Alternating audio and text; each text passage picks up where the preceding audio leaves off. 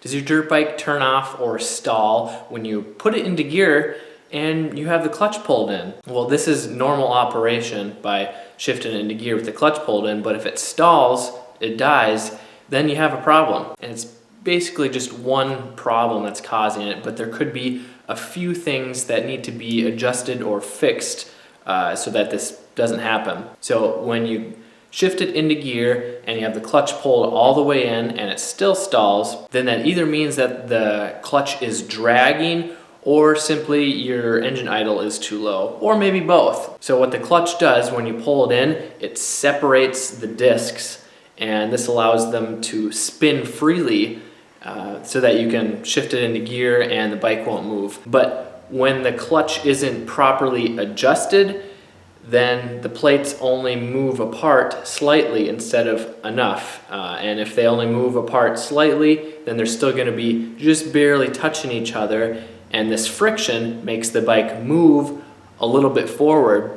And if your engine idle is too low, this little bit of friction can cause the engine to die or stall. So first, you just need to make sure that your engine idle is properly adjusted, adjusting the idle screw on your carburetor, or if you have fuel injection. And then most dirt bikes have a cable-operated clutch. So you have a clutch perch on your handlebar. It's the left one, so you got the clutch lever on the left, and the perch is there. You can adjust that screw and dial, so you just want a little bit of slack in the lever. So if there's too much slack, so you pull the lever and you don't feel resistance, then there's too much slack, and this means that the clutch isn't separating enough. So what you need is to adjust that screw, pull it out if there's too much slop in it, until there's just a little bit of wiggle before it starts resisting, and then you can pull the clutch all the way in, and this will separate the plates more and hopefully it won't stall.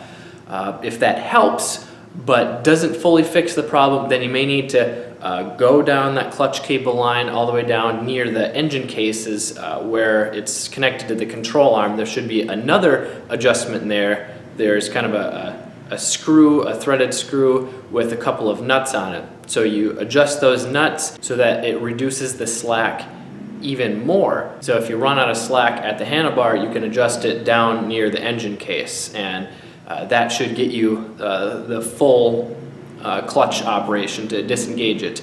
And if both of those help, but it's still not enough, well, then your cable is probably out of adjustment. It's worn out. Cables, they're metal, they stretch over time, especially if you don't lubricate them every once in a while. They dry out and you just need to replace it. They're cheap, but very important, whether it's properly controlling clutch, or if it snaps and you're out in the middle of nowhere, well, then you can't use the clutch and it makes it a lot harder to ride. And if you don't want to get stranded out in the middle of nowhere because your bike broke down randomly, well, then I want to give you a free guide that shows you 3 free ways to prevent a catastrophic failure that could leave you out in the middle of the desert or wherever you ride. It's at motocrosshideout.com/prevent, or the link is in the description below. This is Kelly Fager from Motocross Hideout. Learn more, ride more, so that you stay safe and have fun for many years to come.